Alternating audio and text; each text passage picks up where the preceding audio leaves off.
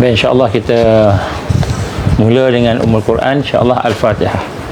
A'udzubillahi minasyaitonirrajim. Bismillahirrahmanirrahim. Alhamdulillahirabbil alamin, arrahmanirrahim, maliki yaumiddin. Iyyaka na'budu wa iyyaka nasta'in. Ihdinas siratal mustaqim. Siratal ladzina an'amta 'alaihim ghairil maghdubi 'alaihim waladdallin. Amin. A'udzubillahi samil alim minasyaitonirrajim. Bismillahirrahmanirrahim. Innal hamdalillah nahmaduhu wa nasta'inuhu wa nastahdihi wa nastaghfiruh wa na'udzu billahi min shururi anfusina wa min sayyiati a'malina may yahdihillahu fala mudilla lahu wa may yudlil fala hadiya lahu. Asyhadu an la ilaha illallah wahdahu la syarika lah wa asyhadu anna Muhammadan 'abduhu wa rasuluh. Qala rabbi ishrah li sadri wa yassir li amri wahlul 'uqdatam min lisani yafqahu qawli. Rabbi zidni 'ilman amma ba'd. Assalamualaikum warahmatullahi wabarakatuh. Alhamdulillah. Pertama kita syukur pada Allah SWT diberikan kesempatan pada malam ni untuk sama-sama kita bersama-sama dalam satu majlis, iaitu untuk memperingat antara satu sama lain yang bersempena dengan masuknya tahun yang barulah 2024 ni, insya-Allah.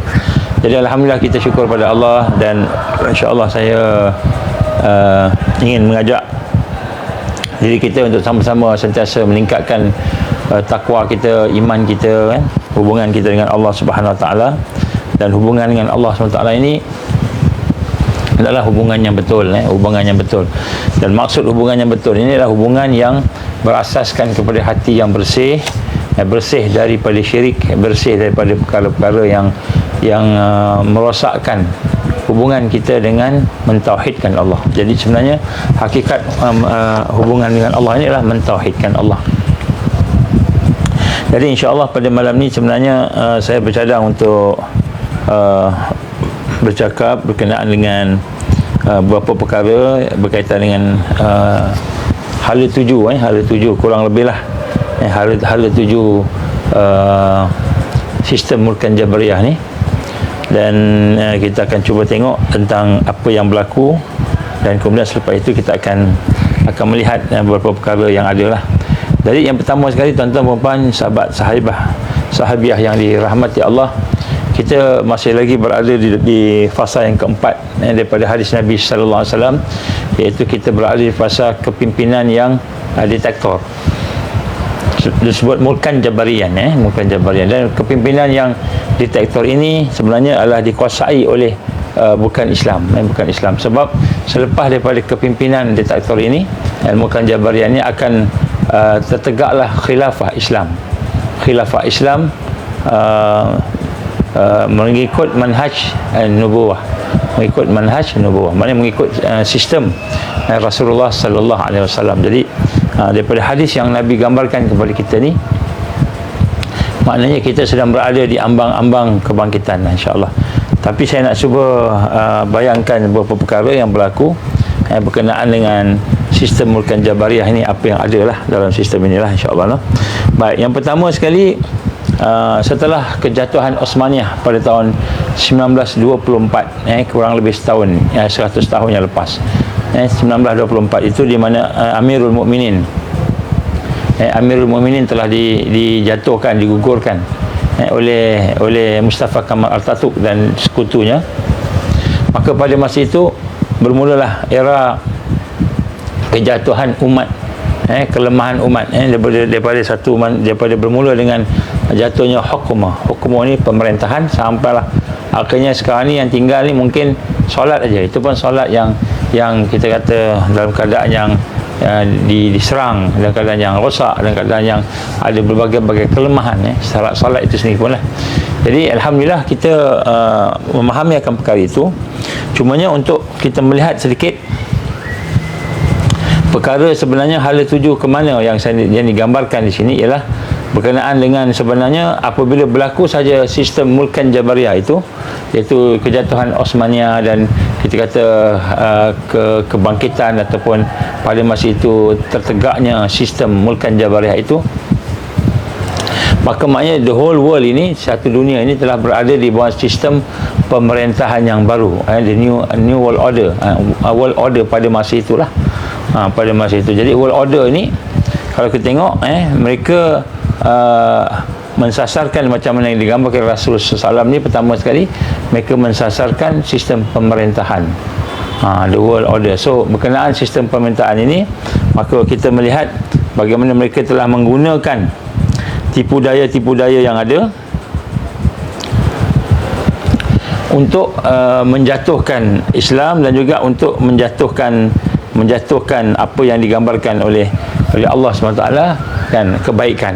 Kebaikan maknanya dia nak jatuhkan semua yang kebaikan yang ada semasa zaman sebelum itu, mulkan a'dhan, pemerintahan beraja lah, atau pemerintahan raja yang menggigit.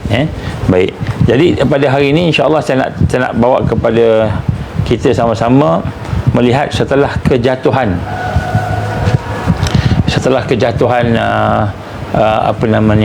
Osmaniyah, maka kita berada dalam sistem mulkan Jabariyah. Jadi apakah sistem mulkan Jabariyah ni? Secara umumnya sistem mulkan Jabariyah ini, kalau kita tengok daripada awal sampailah sekarang, maka sebenarnya dia mempunyai dua world order yang besar. Sekarang lah kita tengok sekarang, daripada mula sampai sekarang. Yang pertama sekali kalau kita tengok world order yang besar ialah apabila mereka ingin menguasai security, keselamatan. Mereka ingin menguasai keselamatan. Keselamatan ni maknanya apa? The global security, the global security order. Ini nombor satu. Jadi sekarang ni kita tengok mana-mana pun yang ada di dalam dunia ni, kan, nombor satu sekali yang mereka highlightkan ialah untuk menjaga keselamatan dan keamanan dunia.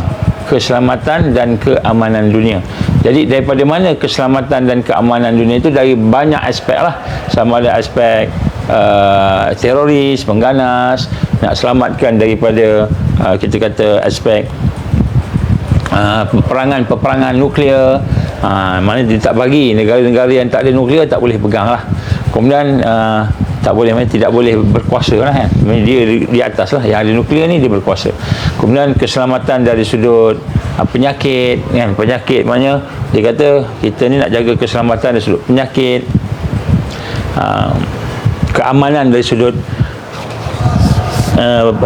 pembunuhan, genocide dan sebagainya lah. Itu yang digambarkan lah. Maknanya world order ni, dikatakan mulkan Jabariyah ni, nombor satu world ordernya ialah dari sudut keselamatan. Ini yang mereka, sebab itulah dalam United Nation, Pertubuhan Bangsa Bersatu, yang paling tinggi sekali dia punya kedudukan ialah Security Council dipanggil, Security Council, iaitu Majlis Keselamatan Pertubuhan Bangsa Bersatu. Jadi United Nation Security Council. Jadi Security Council inilah yang mengawal, yang menjaga kita the so called keselamatan dunia, keselamatan dunia. Jadi ini yang kita kata macam menguasai lah. Ini nombor satu. Kenapa? Daripada keselamatan itu mereka boleh pergi kepada semua yang bersangkut paut dengan kehidupan, bersangkut paut dengan kelestarian hidup, bersangkut paut dengan kebaikan hidup negara, individu, maka dia duduk di bawah keselamatan. Jadi keselamatan inilah yang mereka pegang, dia di bawah United Nation Security Council ini, di mana Secretary General dia lah yang menjadi pengurusi lah kepada majlis keselamatan ini. Dan kemudian selepas itu mereka akan menggunakanlah kuasa itu untuk nak menjaga keamanan dunia.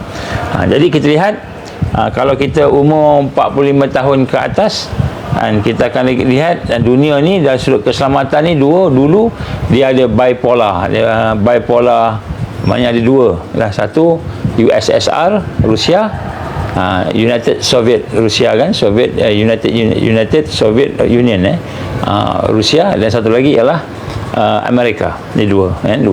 Kemudian selepas daripada tahun 1979 ke, kalau tak silap, atau 1989, kalau tak silap, 1989, maka telah berlaku kejatuhan Rusia, maka dunia ni keselamatannya duduk bawah Amerika. Jadi kalau kita tengok Amerika ni, dialah yang menjadi polis dunia. Jadi maknanya tentang keselamatan ni dialah yang paling kuat, sebab dia ada NATO. NATO ni ialah gabungan negara-negara di North Atlantic, kan, North Atlantic tu. Jadi semua negara-negara yang ada kat North Atlantic, Eropah sebagainya tu, yang kebanyakannya mempunyai nuclear power lah, mereka duduk di bawah NATO. Dan NATO ni dikuasai oleh Amerika. Jadi Amerika lah yang memimpin NATO sebenarnya, begitulah, kan. Jadi NATO ni di bawah Amerika. Jadi kita lihat bagaimana Amerika ni dia menguasai dari sudut keselamatan. Ini dipanggil security, keselamatan. So dia jadi polis lah, jadi polis. Jadi setelah kejatuhan USSR ataupun Soviet Union pada, kalau tak salah, tahun 1989, kalau tak salah, kita cek balik. Jadi pada masa itu dunia ni tidak ada dah dua kuasa. Kalau dulu ada kita sebut apa namanya, USSR, ada Cold War, ada perang dingin dengan Amerika. Jadi masing-masing ada check and balance. Tapi setelah USSR jatuh, maka dunia ini duduk di bawah Amerika. Tapi kita lihat sejak akhir-akhir ini, kita melihat seolah-olahnya Amerika itu sendiri dia tidak mahu lagi dah nak jadi polis. Macam dia dah hilang dia punya grip dia. Dia hilang dia punya grip dia. Bila Amerika sudah hilang grip dia, maka kita melihat pada masa yang sama negara-negara lain menjadi semakin kuat. Jadi banyak negara-negara dunia ini membentuk gabungan-gabungan. Gabungan-gabungan seperti gabungan-gabungan yang sama rata dengan Amerika. Contohnya G20, G7, ataupun yang terbaru ni BRICS, kan. BRICS ni merupakan satu gabungan negara-negara terdiri daripada Brazil, Rusia, India, China, South Africa. Sekarang dah masuk Egypt, Ethiopia, Iran, UAE, dah banyak masuk lah. Jadi BRICS ni sebenarnya adalah satu gabungan, yang mana gabungan itu untuk nak membina kekuatan negara-negara lain. Jadi kita dapati negara Amerika ni jadi macam dah mula lose control. Kalau dulu semua Amerika. Sebab tu Israel pun dia menjadikan Amerika sebagai sekutunya. Bila Israel sekutu dengan Amerika, maka Israel ni mendapat kelebihan-kelebihan tertentulah. Macam mana kita nampak hari inilah, walaupun telah dituduh sebagai genocide dan sebagainya, telah diarahkan berhenti menyerang orang Gaza sebagainya, tapi dia masih terus dengan dia punya kejahatan dia tu. Dan sebab itulah kita lihat hari ini ada sudut realitinya, bagaimana mula wujudlah negara-negara yang mula tak mahu bersama Amerika. BRICS contohnya tak mahu bersama Amerika. Jadi dunia sekarang dah mula transisi, dah mula kepada satu pola yang lain. Jadi apa yang berlaku di atas muka bumi sekarang ni, dia sudut kepimpinan politik lah. Saya nak cuba ajak kita berfikir sikit tentang ke mana yang suasana yang ada berlaku sekarang ni, dan sebenarnya ke mana dia punya ala tuju dia dalam masa beberapa tahun ni, kan. Jadi yang berlaku sekarang ini, antara negara yang kuat selain daripada Amerika, tapi dia kuat tak sekuat Amerika lah, sebab Amerika ni memang dia kuat. Dia satu-satunya negara dalam dunia ni yang boleh menghantar tentera ke mana saja dia nak hantar. Kalau dia nak hantar tenteranya ke Malaysia, dia boleh hantar. Kalau dia nak hantar tenteranya ke mana-mana, negara lain tak ada kemampuan. Negara lain tak boleh, kan? Tak boleh nak buat macam itu. Jadi Amerika ni dia boleh lah nak hantar ke Indonesia ke, nak hantar ke Thailand ke, dia boleh buat, kan? Dia boleh buat. Jadi Amerika ni dia kuat lah dari sudut tu dengan NATO nya itu, kan. Baik. Jadi tetapi di samping itu ada berlaku juga beberapa perkara yang mula menyebabkan dunia ini sebenarnya sekarang telah menjadi tidak ada pemimpin yang sebenar. Contohnya, apabila Rusia yang mula nampak terasing daripada Western world, Rusia ni dia tak sama dengan USSR, dia nak jadi macam dia nak join NATO. Rusia ni nak join NATO, kan. Dia nak melemahkan pengaruh Amerika lah, dia nak join NATO tu. Tetapi dia telah ditolak, tak boleh. Jadi apabila Rusia tidak boleh jadi NATO, maka dia pun terus marah dan kemudian kita lihat hari ini Rusia pula berperang dengan Ukraine dan sebagainya. Jadi kita lihat satu faktor yang penting dari sudut kepimpinan dunia ini, gangguannya daripada Rusia sendirilah. Rusia dia tak kuat, tapi dia duduk kacau macam-macam. Contohnya dia kacau dari sudut makanan, contohnya kan gandum. Dia pengeksport gandum terbesar, dan juga dengan Ukraine, kan. Kemudian pada masa yang sama juga kita melihat realiti yang ada pada hari ini negara China. Negara China ni kita lihat semakin lama semakin semakin kuat dari sudut ekonominya, dan digambarkan dalam masa 2030 ini China akan menguasai dunia dari sudut ekonomi. Ini yang digambarkan lah. Dan China juga mula bersama-sama mula masuk dengan institusi-institusi perniagaan dengan Amerika, dan kita lihat hari ini mereka berharaplah China ni supaya dapat jadi western macam mereka kalau dah kaya besok kan. Tapi China ni tetap China lah, dia akan bawa dia punya agenda dia punya ideologi dan sebagainya. Jadi inilah yang menyebabkan US tak suka lah. US tak suka. Dia ingat dia akan bawa demokrasi, nak bawa sebagainya. Macam China ni dia ada cara dia lah. Dan pada masa yang sama juga kita melihat suasana yang ketiga yang berlaku. Yang pertama sekali Amerika menguasai, dia menghalang Rusia, ada perselisihan tadi, pertengkaran tadi. Kemudian lepas tu China pula sedang naik kan. Tapi dia tak boleh nak lawan Amerika, sebab China dengan Amerika ni sekarang ni dia merupakan rakan niaga yang paling besar sekali. Jadi dia paling besar sepanjang sejarah daripada dulu sampai sekarang. So sekarang ni China dengan Rusia ni China dengan Amerika ni dia menjadi rakan niaga yang paling trading partner lah, yang paling besar sekali. Paling besar sekali. Jadi maknanya tetapi mereka tidak bergantungan antara satu sama lain. Jadi maknanya Amerika dengan Amerikanya, China dengan China, tapi dua-dua ni adalah satu partner yang besar. Jadi tak boleh nak berperang lah. Dalam niaga nak perang macam mana dalam niaga kan? Kalau tak boleh dalam niaga kan. Jadi maknanya Amerika berada dalam keadaan macam itu. Tapi Amerika tak suka dengan China ni. Sebab China ni bawa komunis, dikatakan bawa sosialis kan. Baik. Kemudian pada masa sama juga satu suasana yang sedang berlaku pada hari ini ialah dari sudut rakyat dunia ini. Kita lihat di mana-mana sahaja. Di mana-mana sahaja mereka sekarang melihat bahkan akan berlaku satu ketegangan, krisis geopolitik kepimpinan. Jadi seolah-olah negara mana-mana pun di dunia ini tak puas hati. Kalau Malaysia tak puas hati dengan Perdana Menterinya, kalau Indonesia tak puas hati dengan presidennya, ataupun ada kata illegitimate, maknanya dia tidak sah. Yang ini menang cara tak sah, yang tu menang cara tak sah, macam-macam lah isu. Jadi kalau kita tengok dalam berita-berita dunia tentang keadaan yang berlaku pada hari ini, seolah-olahnya masyarakat dunia ini merasakan bahawa kerajaan yang ada itulah kerajaan illegitimate. Illegitimate ni maknanya tidak sah. Tidak sah. Kerajaan yang tidak sah. Maknanya dia tak sukalah pun. Orang jadi pemimpin ni bukan orang yang disukai oleh rakyat. Gitu lebih kurang. Jadi di mana-mana saja berita dunia menunjukkan krisis ketegangan geopolitik di kalangan rakyat dan kerajaannya, konflik di sana sini. Jadi inilah antara perkara-perkara yang kita boleh melihat bahawa dunia pada hari ini sebenarnya telah berjalan tanpa ada kepimpinan, tanpa ada leaders yang atau pemimpin yang boleh memimpin dunia ni. Kalau dulu contohnya ketika Perang Dunia Pertama, Perang Dunia Kedua, dia ada dipanggil Amerika dengan Rusia, bipolar dipanggil, bipolar. Jadi maknanya Amerika pun kuat, Rusia, USSR, Soviet Union kuat. Lepas tu bila Soviet Union jatuh selepas peperangan Afghanistan, maka Amerika ada satu je sekarang ni, satu je yang kuat, iaitu Amerika. Yang lain semua ikut je. Jadi pada masa yang sama masyarakat dunia termasuk di Amerika, mereka tak puas hati. Biden ni tak puas hati. Dikatakan Biden ni menipu dalam pilihan raya. Malah mereka nak saman dan sebagainya lah. Jadi maknanya berlaku krisis, ketegangan dalam geopolitik dunia ni. Seolah-olah di mana-mana sahaja pun di dunia ini kita dapati seolah-olahnya tak ada pemimpin. Tidak ada pemimpin, seolah-olah macam itu kan.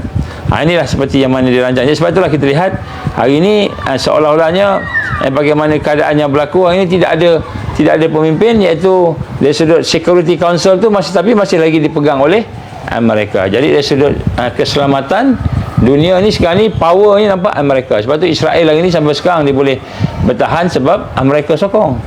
Kalau tidak ada Amerika dah lama dah habis dah Israel ni. Tapi masa Amerika sokong, kemudian disokong pula oleh NATO. Mereka ni dia memimpin NATO. NATO ni ialah tentera-tentera yang ada daripada negara-negara North Atlantic. Jadi di sinilah disebutkan bagaimana Amerika yang memegang tu pun sekarang ni Amerika pun dalam keadaan semakin lemah.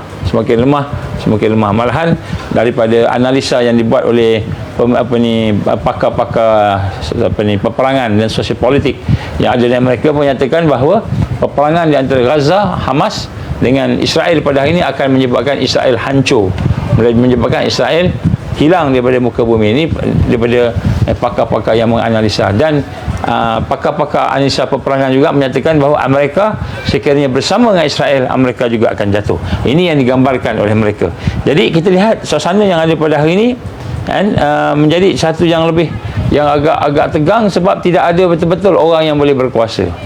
Suatu yang boleh bagi buat peraturan dan sebagainya lah. Jadi sebab itulah kita lihat hari ini ada dari sudut global dunia ini, dari sudut security, keselamatan ni, global security order, keselamatan dan itu masih lagi dipimpin oleh Amerika, tetapi dalam keadaan yang tidak kuat. Jadi negara lain pun dah mula nak mengancam kedudukan Amerika. Contohnya penubuhan BRICS. BRICS tadi itulah satu gabungan negara-negara yang tak mau mengikut dengan Amerika, tak mau ikut Amerika, tak nak guna dolar Amerika dan sebagainya. Baik. Satu lagi perkara yang berlaku sekarang ini di atas muka bumi ini, bagaimana kita melihat dalam peralihan daripada 100 tahun yang kita gambarkan tajdid ini ialah bukan sahaja global security order dalam Mulkan Jabariyah ini sudah mula lemah, seolah-olahnya tidak ada kepimpinan. Begitu juga dengan global economic order. Jadi perkara kedua yang penting untuk kita faham, yang sebenarnya menjalankan dunia ni, yang menjadikan dunia ni bergerak dan berjalan pada hari ini ialah global economic order. Jadi dalam Mulkan Jabariyah ini mereka mempunyai dalam kerajaan diktator ini mereka ada global economic order, dan global economic order ini adalah merupakan perkara yang apa ni kita gambarkan sebagai kuasa ekonomi. Kuasa ekonomi yang menyebabkan daripada kuasa ekonomi ini dia boleh melaksanakan banyak benda. Ekonomi ni maknanya kehidupan lah kan. Kita nak jual, nak beli, nak bekerja, semua tu ekonomi lah. Jadi kalau ekonomi itu dikontrol, maka dia akan mengontrol kepada dunia ini. Sebab itu disebut global economic power ataupun global economic control order. Baik, sebab itu kita lihat dalam contohnya kalau kita tengok pada bagaimana protokol Zionis, the eldest protocol of Zionis, dan dalam protokol dia yang nombor 1 tu dia cerita tentang doktrin dia. Protokol nombor 1, Zionis ni apa, Goyim ni apa, orang bangsa lain daripada Yahudi ni apa, sebagainya. Yang kedua ialah disebutkan economic wars, peperangan ekonomi. Jadi dalam protokol Zionis ini menyatakan bagaimana keadaan bahawa mereka merancang supaya akan berlaku peperangan di dalam ekonomi yang menyebabkan mereka boleh menguasai. Jadi untuk melaksanakan peperangan itu banyaklah. Contohnya mereka menghancurkan sistem pendidikan sekular, pendidikan yang kapitalis dan sebagainya. Begitu juga sistem-sistem yang lain lah, termasuklah sistem apa dipanggil riba dan sebagainya. Jadi di dalam protokol Zionis menyatakan bahawa kekuatan yang kita nak bina ialah apabila kita boleh menguasai ekonomi dunia. Kita kuasai ekonomi dunia, kita boleh menguasai ekonomi manusia ni, maka kita boleh kuasai mereka. Ini yang digambarkan. Sebab itulah dia melaksanakan, kalau kita tengok di dalam apa namanya, kita kata world order analisis yang pernah saya sampaikan sebelum ni, apabila berlaku peperangan dunia yang pertama, tertubuhnya League of Nations, kemudian berlakunya peperangan dunia yang kedua, tertubuhnya United Nations and European Economic Committee, NATO dan sebagainya. Maka kita lihat pada masa itulah mereka mula menguasai ekonomi, iaitu dengan menubuhkan dipanggil the Bretton Woods Institution, iaitu World Monetary System. Jadi bila dia dah pegang security, maknanya United Nations tu security dia lah pada masa itu yang dia nak pegang dari sudut hukum-hukum negara tadi, maka mereka telah mereka memerangi pula atau menguasai pula the Bretton Woods Institution dengan cara menubuhkan the Bretton Woods Institution tadi, iaitu untuk menguasai dunia, World Monetary System, sistem keuangan dunia. Inilah yang digambarkan. Kita tengok dalam sejarah bagaimana mereka telah melaksanakan world order pada masa itu dengan melaksanakan selain daripada tentera tadi, ialah yang kedua ialah ekonomi. Termasuklah mereka menubuhkan EEC pada masa itu. EEC ni apa? European Economic Committee dan sebagainya lah. Jadi mereka telah menjadikan contohnya mata wang US dollar itu sebagai mata wang perniagaan dunia. Ini semua mereka dah buat lah. Jadi kita lihat apabila mereka melaksanakan itu, sebenarnya mereka mahu nak menguasai dunia dengan global economic and order. Jadi maknanya Mulkan Jabariyah ni nombor satu, dia menguasai global security, keselamatan, keamanan, ni tentera lah. Di mana daripada tentera itu dia akan buat perjanjian-perjanjian sehingga menyebabkan dunia ikut pada dia lah, takut dengan dia kan. Kemudian yang kedua ialah mereka membuat satu disebut global economic and order. Jadi world order itu terdiri pada global economic order. So global economic order ni pula, kalau kita melihat sekarang, sebenarnya yang kontrolnya itu bukanlah Amerika. Dan Amerika ni walaupun dia nampak sebagai pemegang ekonomi dunia ni lah, kita kata, sebab mata wang US ni digunakan untuk semua trading minyak lah apa semua kan. Jadi kita lihat sepatutnya dia lah yang paling hebat. Tapi bila kita melihat sebenarnya the global economic order ini, walaupun USA masih lagi menjadi kuasa ekonomi yang digambarkan kuat sebab semua gunakan US dollar kan, tapi kan, walaupun US dollar tu fiat money yang harga sekeping lebih kurang 17 sen je, tetapi US tidak boleh menguasai ekonomi dunia. Kenapa? Kerana ekonomi dunia dikuasai oleh rakan niaga dia, iaitu China. China ni merupakan antara negara yang kita kata negara yang paling tinggi sekali perniagaan dengan Amerika. Jadi China menguasai, dia ada satu ikatan perniagaan yang kuat dengan Amerika tadi. Jadi US ni walaupun dia ada USD ni sebagai dikata sebagai duit yang digunakan, mata wang yang digunakan sebagai main mata wang dunia ni lah Amerika, US dollar ni, tapi dia tak boleh nak menguasai. Maka pada masa yang sama, posisi dia sebagai negara yang mempunyai kekuatan tentera yang paling kuat pun tak boleh juga nak gunakan untuk nak rancang ekonomi. Ini berbeza dengan dulu lah. Kalau dulu dia boleh kontrol, jadi adanya Rusia, USSR, Soviet Union menyebabkan orang semua bergantung pada dia, semua orang jadi guna US dollar lah macam itu kan. Jadi sekarang tak boleh dah. Kenapa? Kerana China mempunyai trade relation, hubungan trading yang besar dengan Amerika ni, dan dia tidak bergantung. Maksudnya antara dua-dua ni tidak bergantung antara satu sama lain, dan dia tak boleh nak berpisah sebab dah jadi satu yang jadi satu, kita kata dah diterima. Maksudnya ekonomi ataupun kita kata perniagaan China ni telah diterima oleh Barat terima dah. Sebab mereka terpaksa terima sebab China ni strong dari sudut kekuatan ekonomi dia. Jadi sekarang ini secara umumnya yang berlaku, kita nampak ni satu dunia yang nampak satu dunia ni sebenarnya ialah Cold War ni antara Amerika dengan China. Jadi dari sudut ekonomi tadilah. Dan begitu juga dengan negara-negara lain, sungguh pun demikian. Begitu juga dengan negara lain. Maka negara-negara lain ni dia tak boleh nak apa kita kata nak kuasai juga. Maknanya Amerika nak kuasai Eropah pun tak boleh sebab dia pun ada dia punya sendiri, European Union dan sebagainya. Baik, jadi in short nak sebut kat sini, global siapakah yang akan memimpin dunia? Kalau apa yang berlaku pada hari ini berterusan, maka dia ada dua yang saya sebut tadi, global order tadi. Yang pertama global security order, sangkut keselamatan. Yang kedua dari sudut sistem ekonomi. Ini dua. Jadi kita melihat pula baru-baru ini, akhir-akhir ini, bagaimana yang telah berlaku lebih kurang 15 tahun yang lepas, kurang lebih lah. Kita melihat bagaimana sekarang ini bukan hanya ada dua sahaja jenis order ni, security, keselamatan, dan juga dari sudut ekonomi tadi. Ada yang ketiga ni, ini yang sedang datang ni. Sama ada kita perasan tak perasan, world order akan pergi kepada yang ketiga ni. Dan yang ketiga ini adalah satu yang kita mungkin tak sangka. Kita ingat world order ni dan new world order ataupun world order ni, dia akan pergi kepada negara-negara. Amerika kontrol, China kontrol, Rusia kontrol, BRICS kontrol, gabungan negara-negara kontrol. Jadi rupa-rupanya bukan. Kenapa bukan? Sebab order dunia yang ketiga ini adalah order dunia yang kita baru tahu maknanya kita baru perasan lah mungkin kan, dari baru kita didedahkan. Nah, tapi kita nampak dah lebih daripada 15 tahun dah sekarang kan, iaitu dia ada satu lagi disebut the global digital order.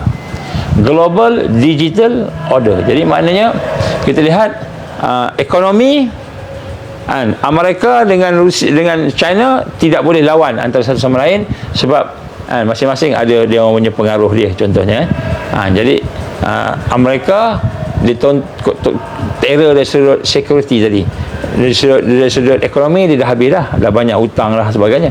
Jadi sudut security ni dia ada tentera yang kuat dan kemudian di belakang dia ada NATO. Tapi dia tak boleh guna tentera tu untuk nak kontrol negara-negara yang lain sebab negara-negara lain pun ada cara dia untuk berhubungan dengan China dan berhubungan dengan Rusia dan berhubungan dengan negara-negara gabungan selain daripada Amerika, BRICS contohnya tadi. Jadi dia tak boleh mencengkam. Jadi maknanya dunia ni sekarang ni bukan dikontrol oleh Amerika. Ini berita baik kepada Palestin. Berita baik kepada Palestin. Kenapa? Kerana ini menunjukkan peperangan di antara Israel dengan Hamas ini dia akan berakhir dengan kemenangan Hamas, kemenangan Palestin, insya-Allah. Kenapa? Kerana yang pertama Amerika yang duduk di belakang Israel dah tak kuat dah. Sama ada dari sudut politiknya, sudut tenteranya pun, tenteranya ramai, kuat tapi tak boleh nak kontrol. Dia ramai tapi tak boleh kontrol. Kenapa? Sebab dia tak macam dulu. Jadi masing-masing dah ada ni kan. Okey, yang kedua dari sudut ekonomi China. Jadi China pun tak boleh nak kontrol sebab Amerika ada lagi. Tak boleh nak kontrol. Jadi mana China ni dia dengan Amerika sama. Tapi China ni dari sudut ekonomi dia lebih kuat. Kenapa? Kerana dia lebih menggunakan banyak diplomasi. Jadi dia menggunakan rundingan dengan negara-negara sehingga menyebabkan dia lebih berpengaruh dalam ekonomi berbanding Amerika. Ini kita lihat bagaimana China dengan Amerika ni dia masing-masing jadi rival tapi nak kalahkan tak boleh, nak menangkan pun tak boleh, nak menang pun tak boleh, nak kalah tak boleh. Gitu. Ini Allah susun ni, ini tempat masa-masa kebangkitan ni Allah susun. Musuh ni walaupun kuat tapi dia lemah. Bukan lemah di sisi Allah, memang di sisi Allah dia lemah dah, confirm. Tapi dari sudut di sisi manusia, di sisi orang Islam sendiri. Jadi Amerika dia ada security power tapi tak boleh nak kontrol China contohnya. Tak boleh kontrol BRICS, tak boleh kontrol. Dan ekonomi pula yang merupakan tunjang kehidupan masyarakat dunia pula tak boleh pula nak melampau-lampau kecuali dia boleh menang lah tapi tak boleh menang sebab Amerika ada kontrol. Jadi masing-masing dah. Jadi global security order dulu dikontrol oleh Amerika, dia boleh buat lah seberapa yang dia boleh buat tapi tak boleh lah nak buat banyak sangat kan. Dan begitu juga China pun tak boleh nak buat banyak sangat sebab dia sekadar boleh diplomatik sahaja dengan negara-negara yang ada di sekitar. Baik, jadi ada third order. Third order ni lah yang saya katakan pada hari ini, malam ni kita nak sama merasai bahawa Mulkan Jabariyah ni sebenarnya bukan dipimpin oleh Amerika, bukan dipimpin oleh China ataupun Soviet Union, bukan dipimpin oleh European. Tak, semua dah lemah belaka ni. Israel pun lemah dah kan? Jadi siapa yang memimpin Mulkan Jabariyah ni? Jadi yang memimpin Mulkan Jabariyah daripada apa yang kita tengok fakta-fakta, sebenarnya panjang kalau nak cerita lah sekadar saya cuba ringkaskan apa yang saya sebut ni, iaitu sebenarnya di belakangnya ada Al-Masih Dajjal, di belakangnya ada Iblis.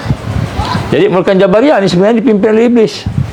Dan sebab itulah untuk dia nak menguasai dunia secara total, dia tak boleh setakat menggunakan ekonomi, tak boleh menggunakan politik, tak boleh menggunakan tentera, kerana semua itu dia jadi apa? Dia jadi kita kata dah tak boleh nak pergi jauh dah. Maka dia menggunakan yang ketiga ni, yang sekarang dia akan gunakan dalam masa 10 tahun ni untuk menguasai dunia, iaitu Global Digital Order. Jadi Global Digital Order ini sebenarnya adalah merupakan satu senjata, satu perancangan, satu order untuk kontrol tentera, untuk kontrol ekonomi dan untuk kontrol negara dan individu. Jadi sebab tu mereka membuat satu lagi order sistem yang memang mereka rancang lah, sebenarnya mereka rancang ni sebab mereka buat Amerika hebat kan, tapi jatuh dah. Buat USSR Soviet Union jatuh dah. Dia nak buat China pun dah tak boleh nak naik dah. Dia pun nak naik tapi tak boleh nak naik dengan betul-betul, kecuali mesti melalui sistem yang baru, iaitu sistem bukan saja dia kontrol keuangan, dia kontrol militeri, dia kontrol kesihatan, dia kontrol bencana alam, dan semua ada, dia kontrol semua sekali. Itulah digambarkan sebagai kan global digital order ataupun order dunia yang berbentuk digital. Jadi kenapa digital ni? Kalau kita tengok dari sudut tentera contohnya, Ukraine berperang dengan Rusia. Jadi Ukraine berperang dengan Rusia ni kan, dia punya senjatanya, equipment dia punya tenteranya, dia punya presidennya, dia punya generalnya, semua tu tidak akan berlaku dengan baik melainkan mesti ada digital teknologi. Digital teknologi. Jadi maknanya tentera pun memerlukan digital juga. Digital ni bukan online kita tengok Facebook aja, tak. Digital digunakan oleh tentera juga.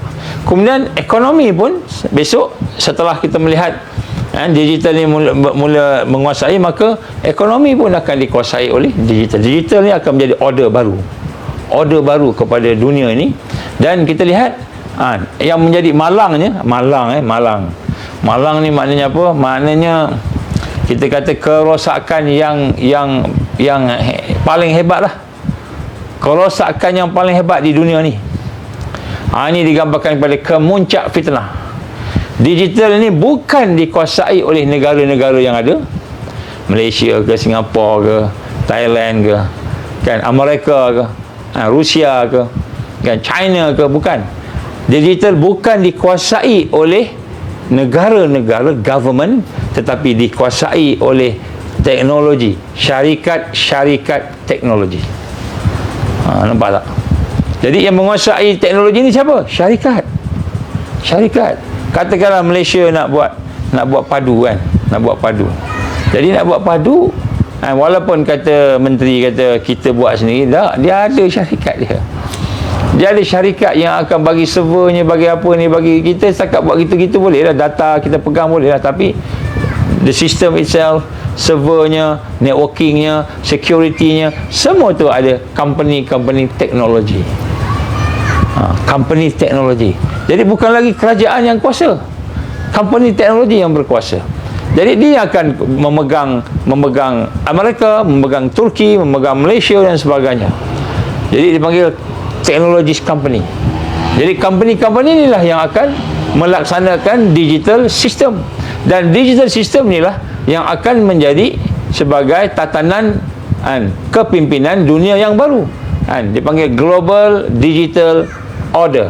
Jadi maknanya perang pun, militeri pun kena guna digital juga, kan. Ekonomi pun kena guna digital juga, ID pun guna digital juga. Jadi kita nampak maknanya dia ke arah situ. Jadi New World Order ni sebenarnya ialah ke arah New Digital World Order. New Digital World Order. Jadi maknanya macam mana, kenapa dia buat macam itu? Kerana itulah satu-satu cara untuk yang belakang tadi, Mulkan Jabariyah tadi saya sebut tadi, iblis. Kalau ada orang kata Mulkan Jabariyah ni negara-negara masing-masing kan yang kontrol, tak, dia ada belakang dia lagi. Siapa dia? Iblis, Dajjal. Apa dalil paling mudah nak fikir, kan? Negara-negara yang ada ni kepimpinan habis, rosak semua. Rosak kepimpinan negara-negara yang ada ni. Mereka tidak betul-betul memperjuangkan negara. Mereka memperjuangkan diri mereka sendiri, duit mereka dan sebagainya lah. Macam itu. Baik, jadi nak sebut kat sini, negara Amerika pun akan habis, China pun akan habis, kan, kita kata Israel pun akan habis, semua akan habis. Siapa yang kontrol? Digital world order, ataupun kita sebut tadi global digital order. Jadi global digital order ini dia akan menguasai seluruh kehidupan. Bermula dengan digital ID. Bermula dengan digital ID, dia kontrol dia bukannya dekat Malaysia je, dia akan ada connection dengan dengan international. Dia akan connection dengan Turki, connection dengan tempat-tempat lain. Semua dia akan ada satu networking dia, dan semua itu dipegang oleh companies, syarikat-syarikat, korporat teknologis yang memegang teknologi. Jadi siapa yang memegang teknologi tu? Bill Gates juga nama dia keluar kan, contoh.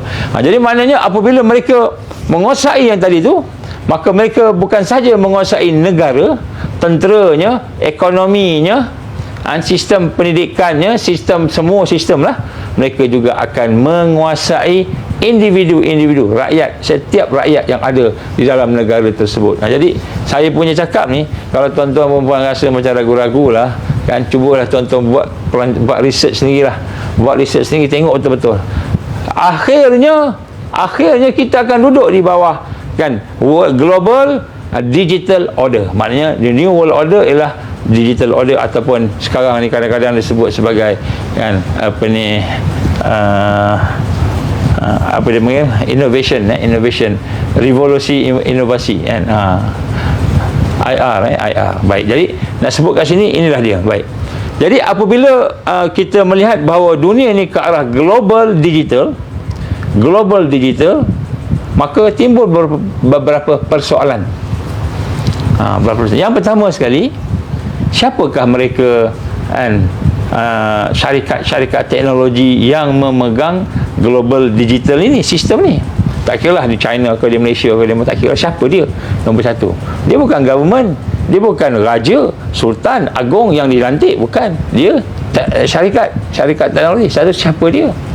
Yang kedua, berapa banyak, berapa dalam, berapa tinggi kita boleh meletakkan kebertanggungjawapan kepada mereka. Mereka ni syarikat, korporat. Mereka ni yang memegang teknologi, mereka syarikat, mereka yang buat research, mereka yang buat sistem, mereka yang kumpul data, mereka yang boleh melaksanakan sistem ikut apa yang mereka nak buat kan, untuk dapat untung ke apa ke, terpulanglah, itu dia punya pasal lah gitu kan, dia punya objektif dia lah.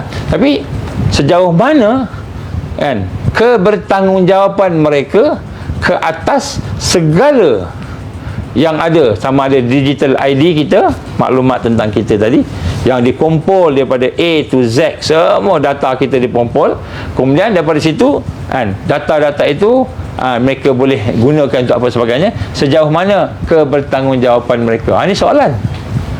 Ini soalan yang saya sebut tadi kan, perkara yang tidak yang perlu kita tanya, kita fikirkan. Ini sebenarnya hal tuju dunia yang dirancang oleh Mulkan Jabariyah. Jadi kita nak kata saya tak nak, kita akan berdepan dengan ni. Baik. Yang ketiga yang lebih penting, soalan yang lebih penting ni, yang kita kena faham apabila digambarkan digital world order ni berlaku di dalam kehidupan masyarakat dunia selepas ini, mungkin dalam masa 5 tahun agaknya, wallahu alam, 10 tahun agaknya. Baik. Sekiranya berlaku kan, sejauh mana mereka akan pergi, hal tuju dia tu kan, sejauh mana? Maknanya sebenarnya tidak boleh dikawal, limitless, tidak boleh dikawal. Tidak boleh dikawal sebab dia tidak ada bila benda ni dah berjalan, digital dah berjalan ni, dia tidak ada apa, stop button, tak ada stop button. Tak ada stop button, dia terjalan, tidak boleh dikawal, dia limitless. Dia akan berjalan bergerak, tak ada stop button, terus jalan aja sejauh mana dan ke mana hala tujuannya, ending dia. Ini yang paling menakutkan. Kerana apa? Kita lihat bila dia pergi secara tak boleh tutup ni, tak boleh kawal, tak boleh kontrol ni, tak boleh kawal ni, maka dia akan membawa kepada kerosakan. Kita ada data kita ada data yang lain. Dia boleh gunakan data tu untuk produk, untuk dia cari untung dia, sebab syarikat, nama pun syarikat. Kemudian lepas tu dia boleh gunakan pula untuk bawa misinformation. Dia boleh laga-lagakan data-data, maklumat data dia boleh lagakan. Benda yang buruk dia kata baik, benda yang baik dia kata buruk. Dia boleh bergaduhkan seorang dengan seorang, bergaduhkan satu kaum dengan satu kaum, sebab data dia ada misinformation. Dia boleh buat misinformation. Jadi bila dia boleh melakukan benda-benda macam itu, maka bukan sahaja limitless, sama ada kita ini akan menjadi orang yang ada mempunyai peluang yang tidak terbatas, Jadi dua, ending dia dua.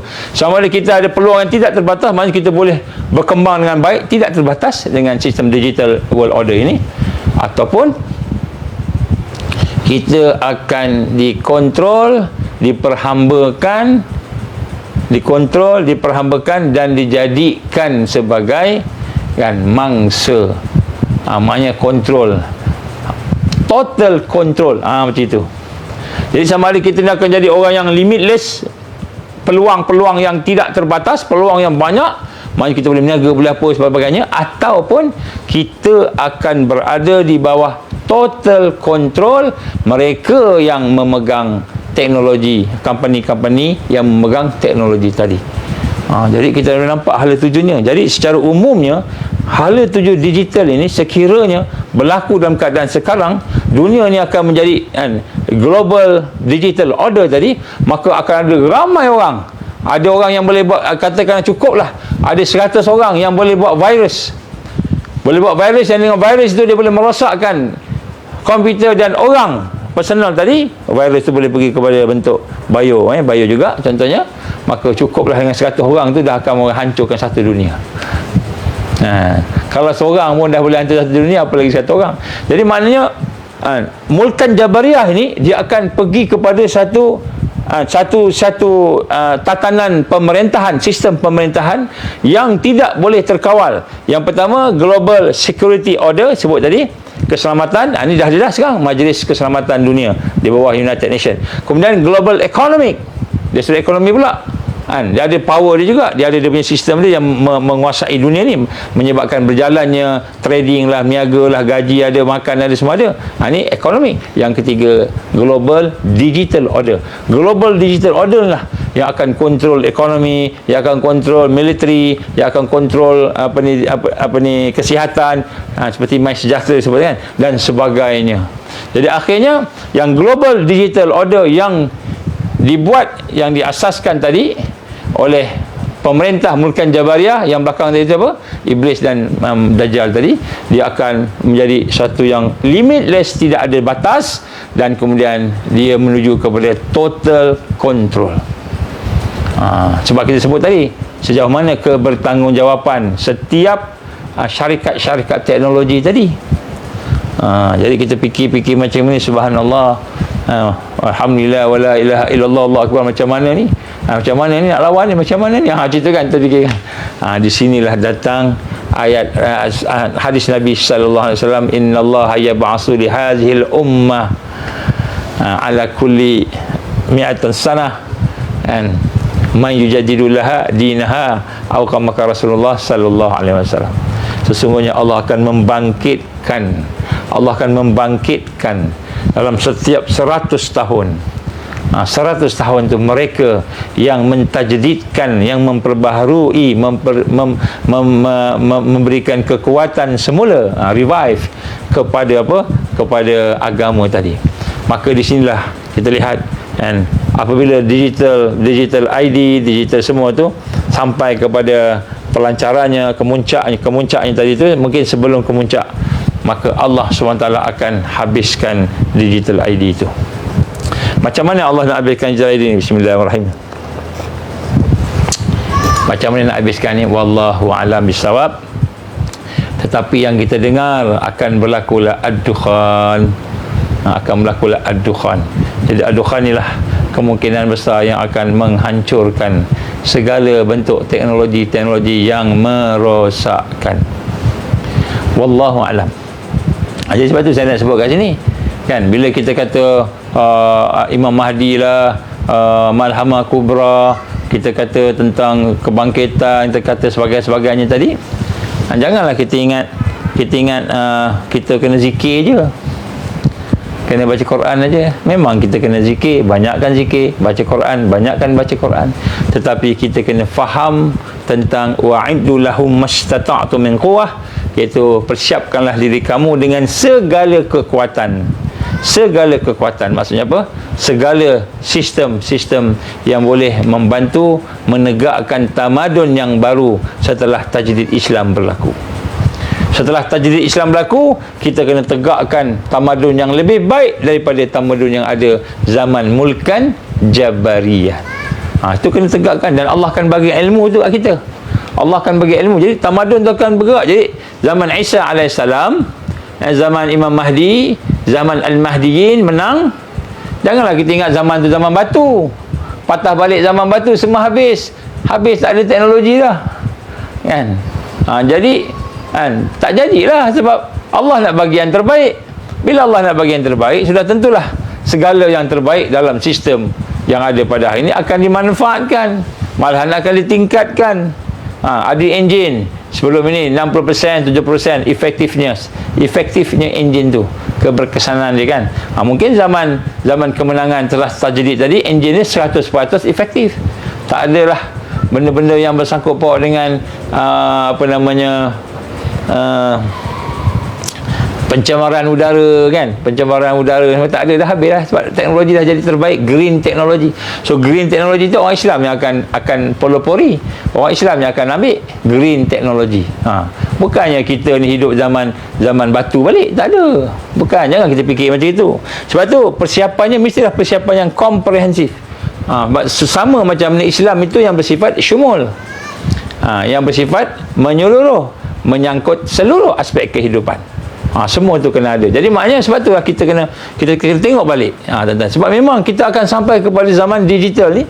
Memang zaman digital ni, tapi zaman ini akan menyebabkan zaman tu kan totalitarian berlaku. Berlakunya total control ke atas manusia oleh Dajjal.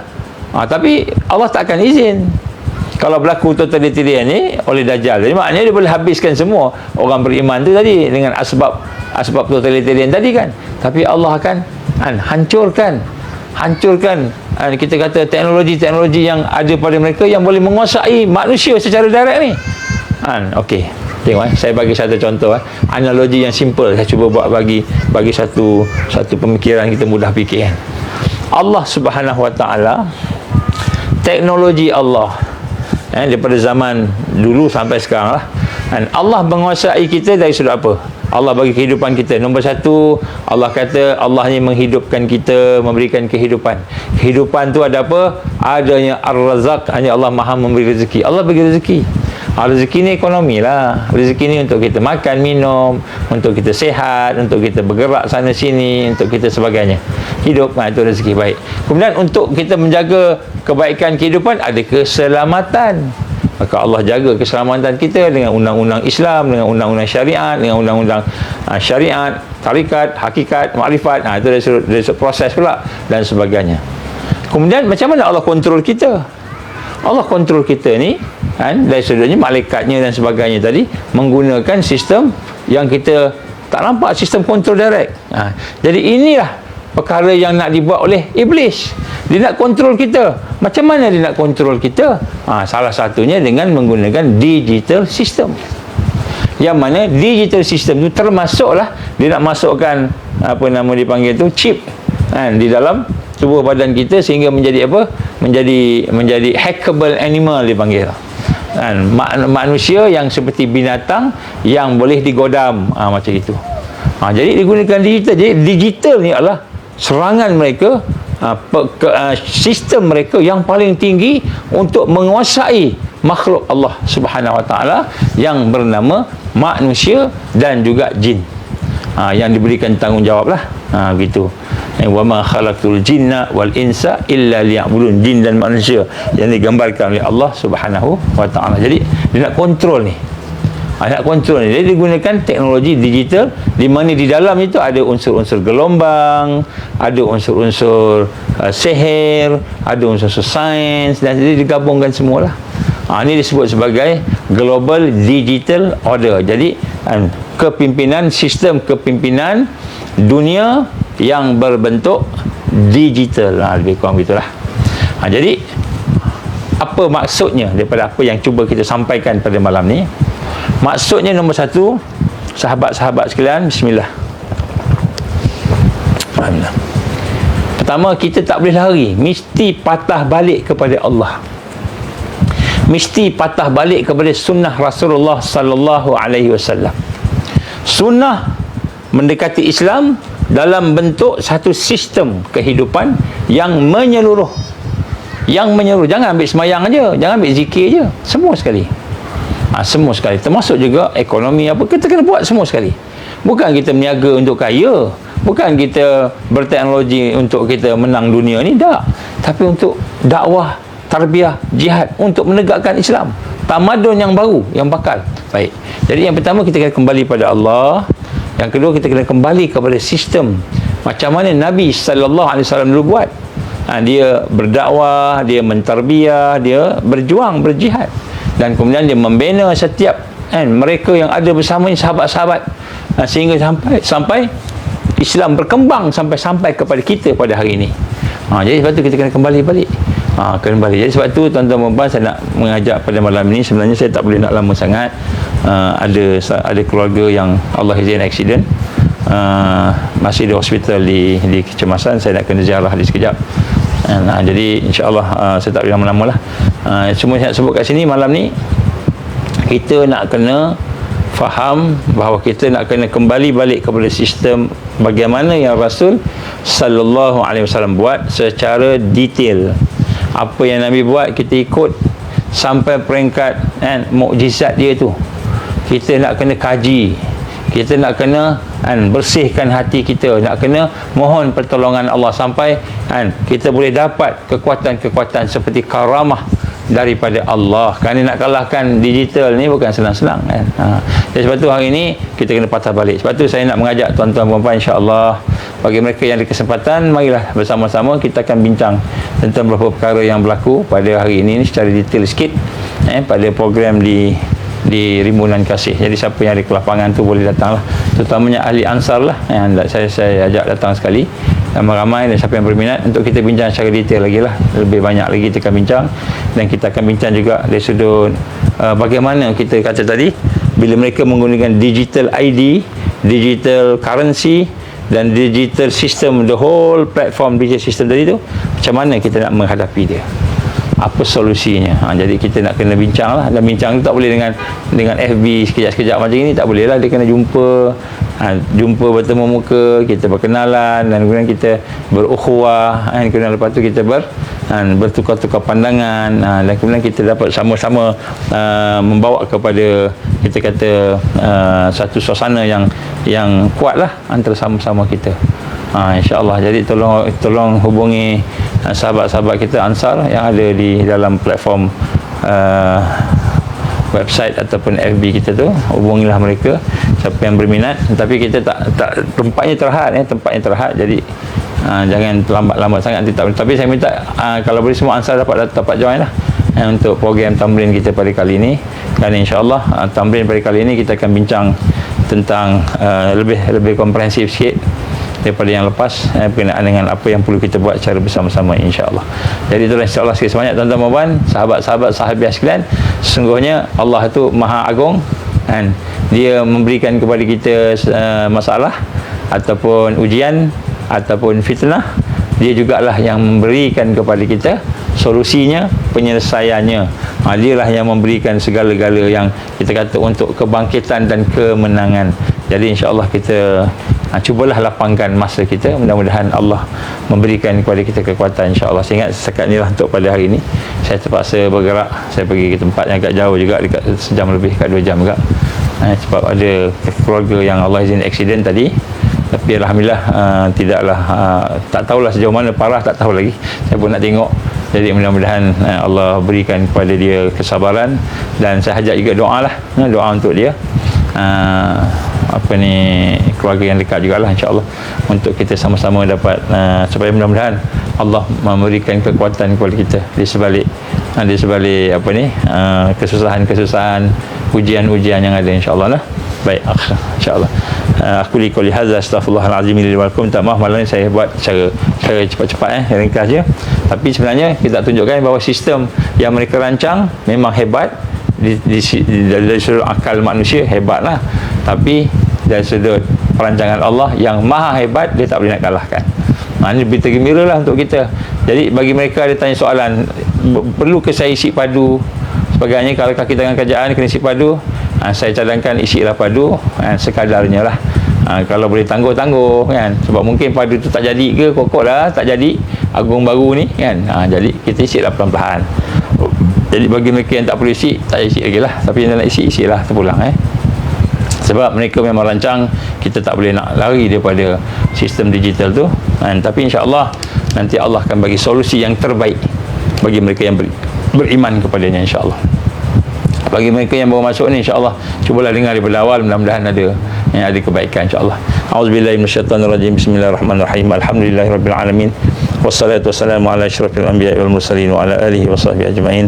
Allahumma innaka ta'lamu anna hadhihi al-qulub qad istamat ala mahabbatik wa iltaqat ala ta'atik wa tawahadat ala da'watik wa ta'ahadat ala nusrati syari'atik wa sikillahumma rabitataha wa adimuddaha wa adiha subulaha wa amla'aha binurika alladhi la yakhbu wa syarah suduraha bi faidil iman bik wa jamri tawakkuli alaik wa ahliha bi ma'rifatik wa amit ala syati bi sabilik. Ya Allah, innaka ni'mal maula wa ni'mal nasir. Rabbana atim lana nurana waghfir lana innaka 'ala kulli syai'in qadir. Rabbana atina fid dunya hasanah fil akhirati hasanah wa qina azaban nar. Wa sallallahu alaihi wasallam Muhammad wa ala alihi wa sahbihi baraka wa sallam. Subhana rabbika rabbil izzati amma yasifun. Salamun alal mursalin walhamdulillahi rabbil alamin. Subhanakallahumma wa bihamdika asyhadu an la ilaha illa anta astaghfiruka wa atubu ilaik. Bismillahirrahmanirrahim. Wal 'asr innal insana lafi khusr illa alladziina aamanu wa 'amilus shalihaati wa tawassaw bil haqqi wa tawassaw bis sabr. Wabillahi taufiq wal hidayah. Assalamualaikum warahmatullahi wabarakatuh.